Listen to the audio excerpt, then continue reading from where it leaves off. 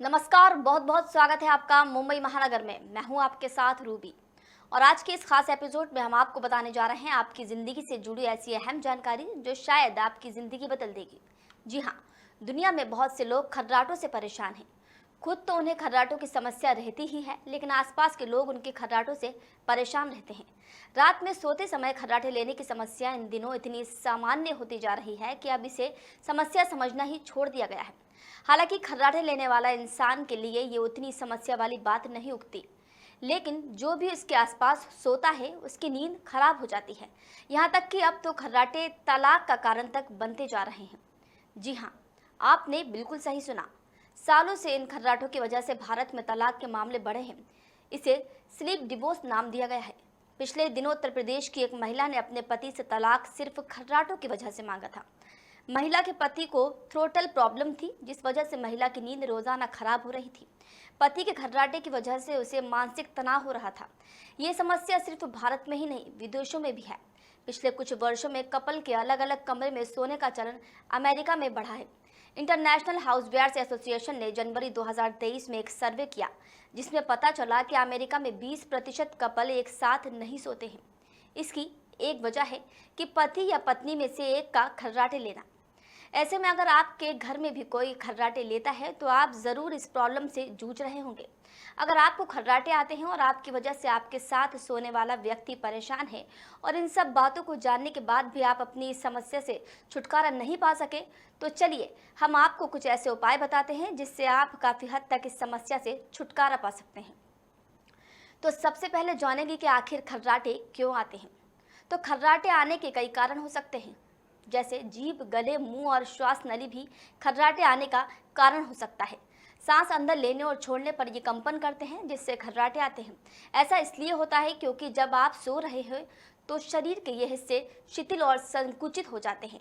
जब आप सोते हैं, हवा के जाने का रास्ता आराम की स्थिति में होता है। तब हवा को अंदर बाहर जाने के लिए जोर लगाना पड़ता है, जिसकी वजह से मुलायम ऊतकों में कंपन पैदा हो जाता है। इससे खर्राटे की आवाज़ आती है।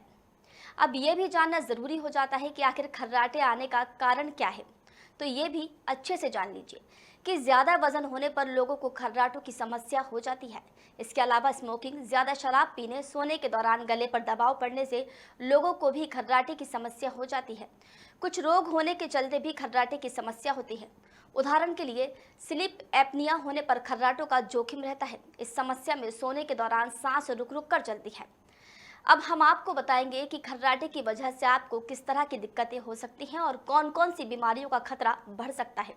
तो सबसे पहले जान लीजिए कि खर्राटे की वजह से क्या दिक्कतें हो सकती हैं। तो दिन के समय नींद ना आना, बार बार निराश होना, गुस्सा आना, कंसंट्रेट करने में दिक्कत, high blood pressure, stroke, vehicle drive करते वक्त रोड एक्सीडेंट का रिस्क, ये वो दिक्कतें हैं जो खर्राटे लेने वाले व्यक्ति को हो सकती हैं। वहीं अब बताएंगे कि आखिर खर्राटे की वजह से कौन कौन सी बीमारियों का खतरा बढ़ सकता है। जी हाँ, खर्राटे पर कंट्रोल नहीं किया तो आपके लिए लंग्स प्रॉब्लम, स्लिप प्री की वजह से सांस की बीमारी, हार्ट अटैक, मेंटल हेल्थ खराब, पैरालिसिस जैसी बीमारियों का खतरा बढ़ सकता है। अब ये तो हो गई खर्राटे से संबंधित तमाम जानकारियाँ, लेकिन अब हम आपको वो बताने जा रहे हैं जिसका आपको काफ़ी समय से इंतज़ार था। मतलब इन खर्राटों से कैसे निपटा जाए। जी हाँ, खर्राटे से निपटने के लिए हम जो उपाय आपको बताने जा रहे हैं वो काफ़ी हद तक आपकी परेशानी कम कर सकता है। तो इन उपायों को आप अच्छे से दिमाग में बिठा लीजिए। सबसे पहले सिगरेट और अल्कोहल से दूरी बनाए। धूम्रपान का फेफड़े पर सीधा प्रभाव पड़ता है। इससे फेफड़े की क्षमता पर विपरीत प्रभाव पड़ता है। कभी कभी धूम्रपान करने वाले व्यक्ति को सोते वक्त ऑक्सीजन की कमी लगती है। इस स्थिति को स्लीप एपनिया यानी निंद्रा आश्वासन कहते हैं। इस स्थिति में कई बार ऑक्सीजन प्राप्त करने के लिए भी शरीर खर्राटे लेता है। अब बात अल्कोहल की, तो कई दर्द निवारक दवाओं की तरह ही अल्कोहल भी शरीर की मांसपेशियों के खिंचाव को कम करती है और उन्हें विस्तार देती है। कई बार बहुत अधिक अल्कोहल के सेवन से गले की मांसपेशियां फैल जाती हैं, जिससे खर्राटे उत्पन्न हो सकते हैं। तीसरा उपाय ये है कि आप अपने वजन को कंट्रोल करें। जी हाँ, आपने कभी गौर किया हो तो हमेशा खर्राटे लेने वाले लोग अधिकतर मोटापे के शिकार होते हैं। ऐसे में गले के आसपास बहुत अधिक वसायुक्त कोशिकाएं जमा हो जाती हैं, जिनसे गले में सिकुड़न होती है और खर्राटे की ध्वनि निकलती है। यह हवा के रास्ते को भी रोकता है, जिससे भी सोते वक्त खर्राटे अधिक होते हैं। तो अगर आप खर्राटे से छुटकारा पाना चाहते हैं तो वजन जरूर घटाएं। अब बात चौथे उपाय की। इसमें आप बाएं करवट से लेटकर सोएं। इससे मांसपेशियां नेचुरल पोजीशन में रहेंगी। वैसे तो पीठ के बल सोना ही सोने का आदर्श तरीका है, लेकिन कई बार इस मुद्रा में सोने से खर्राटे की आशंका बढ़ जाती है। इस मुद्रा में तालू और जीभ गले के ऊपरी भाग पर होते हैं। इससे ऊंची पिच में ध्वनि उत्पन्न होती है और ये खर्राटों में तब्दील हो जाती है। आप अगर करवट के बल सोएंगे तो खर्राटों की आशंका कम होगी। इसके अलावा जो लोग दांतों का नकली सेट लगाते हैं उन्हें इसे निकाल कर सोना चाहिए। वहीं सांस की नली में अगर कोई प्रॉब्लम है तो ENT को ज़रूर दिखाएं। इन खर्राटों को रोकने के लिए आप पुदीना के तेल और ऑलिव ऑयल का इस्तेमाल भी कर सकते हैं। तो ऑलिव ऑयल या जैतून का तेल खर्राटे को दूर करने के लिए कारगर घरेलू उपाय है। इसमें भरपूर मात्रा में एंटी इन्फ्लेमेटरी गुण होता है। ये सांस की नली को साफ करता है, जिससे वायुमार्ग अवरुद्ध नहीं होता। एक छोटा चम्मच ऑलिव ऑयल में समान मात्रा में शहद मिलाकर सोने से पहले नियमित रूप से लें।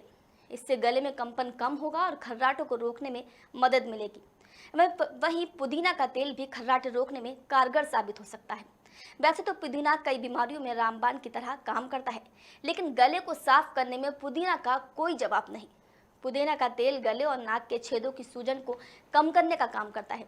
इससे सांस लेना आसान हो जाता है।